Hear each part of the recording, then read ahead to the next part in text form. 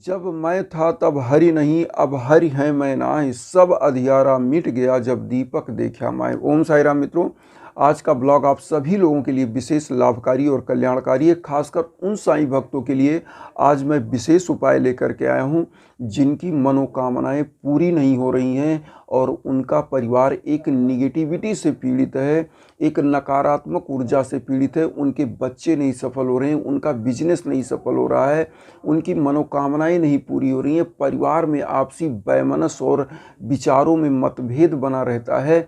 ऐसे परिवार होता क्या है, धीरे धीरे बिखर जाते हैं, टूट जाते हैं और उनकी मानसिक स्थिति ऐसी हो जाती कि पूरा परिवार पागलपन का शिकार हो जाता है। आज मैं आप लोगों को बताऊं, जो भी साईं भक्त हैं उनकी मनोकामनाएं क्यों नहीं पूरी हो रही हैं। मैं पूरी विधि पॉइंट वाइज बताऊंगा। क्या बाबा को पसंद था, क्या करना चाहिए पूजा में डेली की, क्या करें और कैसे अपनी मनोकामनाओं को पूरी हम करवा सकते हैं। एक चीज़ यहाँ पर मैं और बता दूं कि साईं बाबा का अगर आप जीवनी पढ़ते हैं, साईं सच्चरित्र पढ़ते हैं, कोई भी कथा आपने सुना होगा, तो साईं बाबा की जो लाइफ स्टाइल थी, वो बाबा एकदम से साधारण जीवन जीते थे और वो आम जनमानस के साथ जीते थे। आपको मैं बताऊं, बाबा के सम्मुख जो भी जाता था, चाहे वो अमीर हो चाहे गरीब, बाबा उसको समभाव से देखते थे, एक दृष्टि से देखते थे। मतलब उनके लिए कोई ऊंचा और कोई नीचा नहीं था। ये बाबा का जो पैमाना था, बाबा सबको एक ही तराजू में तौलते थे, क्योंकि बाबा का मानना ये था कि समस्त प्राणियों में वही परमात्मा निवास करता है। पैसा कमा लेने से या अमीरी और गरीबी से कुछ नहीं होता। इसलिए बाबा जनमानस के लिए सर्वधर्म समभाव के लिए और समरसता के लिए काम करते थे और गरीबों का कल्याण करते थे। समस्त उन पीड़ित वर्ग के लिए काम करते थे, चाहे वो जीव हो, चाहे वो अमीर हो, चाहे गरीब, उस सब के लिए समभाव से काम करते थे। तो बाबा को इस कलयुग में प्रसन्न करने का सबसे इजी और सबसे आसान उपाय क्या है, आज मैं आपको बताऊं। देखिए, आप पूजा करते हो डेली, सबसे पहले तो बाबा का जो एक दीपक जरूर जलाएं। क्योंकि आपको मैं बताऊं, अगर आपने साईं सच्चरित्र पढ़ा होगा तो बाबा करते क्या थे। बाबा तेल के लिए भिक्षाटन करते थे। उन दुकानों पर, जो बनियों की दुकानें थी जो तेल वगैरह बेचते थे, तो वो सरसों का तेल का भिक्षाटन करते थे और उस तेल को ला करके दीप में डाल के और जो है द्वारका माई में बैठ के जलाकर एक टक बाबा देखते थे। अब यहाँ पर मैं बता दूं, देखिए बाबा की जो दीप जलाने की प्रक्रिया थी वो क्यों थी, ये समझ लेने की ज़रूरत है। और क्यों हम दीपक जलाएं, ये भी समझ लेने की ज़रूरत है। आज ये भी हम बता दें, दीप किसी भी धर्म में हो, चाहे वो हिंदू धर्म हो, पारसी धर्म हो, ईसाई धर्म हो, सिख धर्म हो, सभी धर्मों में दीप प्रज्वलित करने का एक बहुत ही बड़ा प्रचलन आदि अनादि काल से है। हमारे हिंदू धर्म में दीप का अपना महत्व है, क्योंकि हमारे हिंदू धर्म में माताएं बहनें पुरातन काल से ही अपने दरवाजे पर प्रभु के श्री चरणों में दीप जलाकर रखा जाता था। दीपावली में आप देखते हैं दीप होता है, दीप दान भी होता है।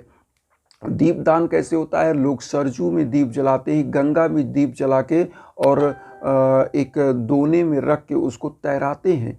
तो कहने का मकसद मेरा ये है कि जो दीप है, इसकी अपनी एक आभा होती है। ये निगेटिव ऊर्जा को ख़त्म करता है, जीवन को एकदम निर्मल बना देता है। जिस तरह स्वच्छ जल होता है, हिमालय की पर्वत से निकलता हुआ जल है, उसी प्रकार से जीवन को निर्मल और स्वच्छ बनाता है।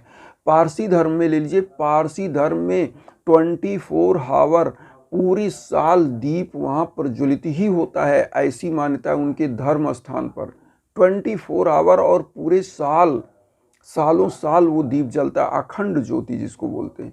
और उसके बाद आप ले लीजिए ईसाई धर्म। ईसाई धर्म में मोमबत्ती क्यों जलाया जाता है, वो दीप का ही रूप है। उनका कोई भी कार्यक्रम होगा तो एक दीप जलेगा। ये होता क्या है, निगेटिविटी को दूर करता है। इसलिए मैं कहता हूँ साईं बाबा का जो पूजा है उसमें एक दीप जरूर जलाएं और डेली जलाने की आदत बना लें। हम ये नहीं कहते 24 घंटे जले। आप पूजा करने गए, एक दीप जलाइए, पूजा करने बैठ जाइए। हम तो ये भी कहते हैं कि देखिए आप अगरबत्ती ना जला पाएँ चलेगा, लेकिन दीप जलाने से क्या होता है कि आपके घर की निगेटिविटी ख़त्म होती है, क्योंकि जहाँ प्रकाश होता है वो अंधकार अपने आप छट जाता है। अब आप अगरबत्ती क्यों जलाते हैं? अगरबत्ती जलाने का मतलब यही होता है, वातावरण जब प्रसन्न चित्ता के साथ महक जाता है तो दिमाग से निगेटिव ऊर्जा दूर हो जाती है। जहाँ भी स्वच्छता आएगा, जहाँ भी प्रकाश आएगा, वहाँ से निगेटिविटी दूर होगी। तो ये दीपक जरूर जलाइए। और उसके बाद साईं बाबा का जो सबसे बड़ा एक उपदेश था, देखिए साईं बाबा का जो सबसे ज़्यादा पसंदीदा था वो खिचड़ी था। खिचड़ी, और खिचड़ी बना करके जब भी आपको कभी गरीबों को दान करना हो भोजन, तो खिचड़ी बनाइए, बढ़िया सा स्वादिष्ट खिचड़ी, और गरीबों में बांटिए।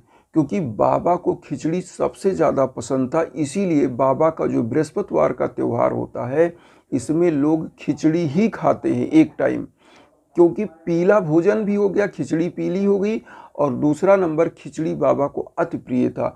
बाबा अक्सर करके अपने हांडे में खिचड़ी ही बनाते थे और लोगों में वही प्रसाद वितरण करते थे। सबसे बड़ी चीज़ मैं आपको बता रहा हूँ।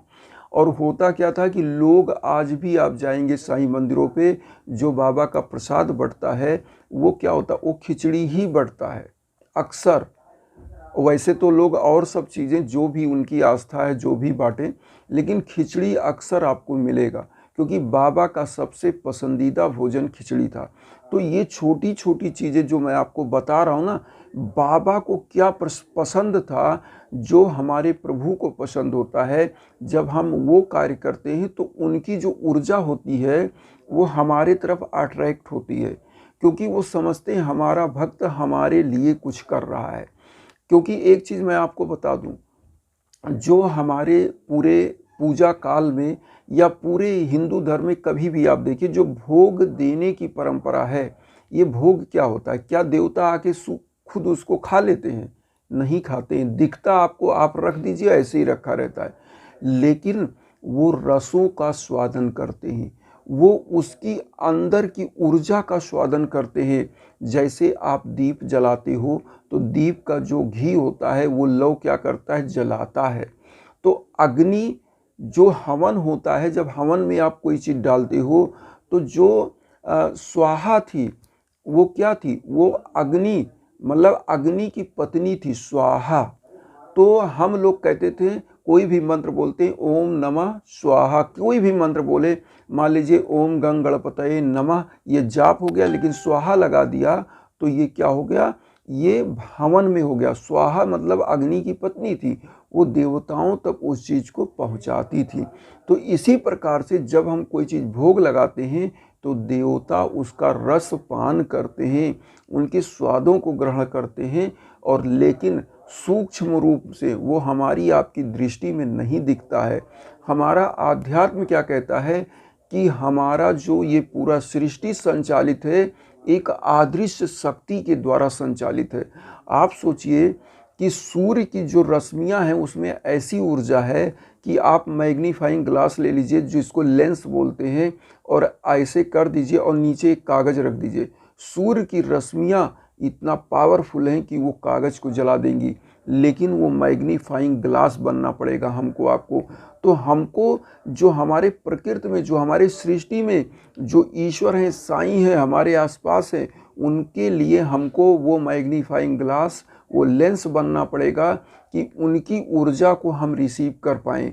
तो रिसीव करने के लिए सबसे बड़ी चीज़ होती है कि बाबा के लिए हम करें जो बाबा को पसंद था, जैसे गरीबों का सहयोग करना, पूजा में दीपक जरूर जलाना, कोई भी अनुष्ठान करिए, गरीबों को, जीवों को भोग दीजिए, प्रसाद दीजिए, जरूर करिए। मनोकामनाएं निश्चित पूरी होंगी। कोई शक्ति ऐसी नहीं है जो आपकी मनोकामनाएं पूरी होने से रोक पाएँ, लेकिन धर्म वत्सल और धर्म परायण बनना पड़ेगा, क्योंकि कहा गया है गीता में, कामी क्रोधी लोभी इनसे भक्ति न होए, और भक्ति करे कोई शूरमा, जाति वरण कुल खोए। तो हम लोगों को समस्त जीवों में, समस्त मानवों में समभाव से, दया की दृष्टि से काम करना होगा।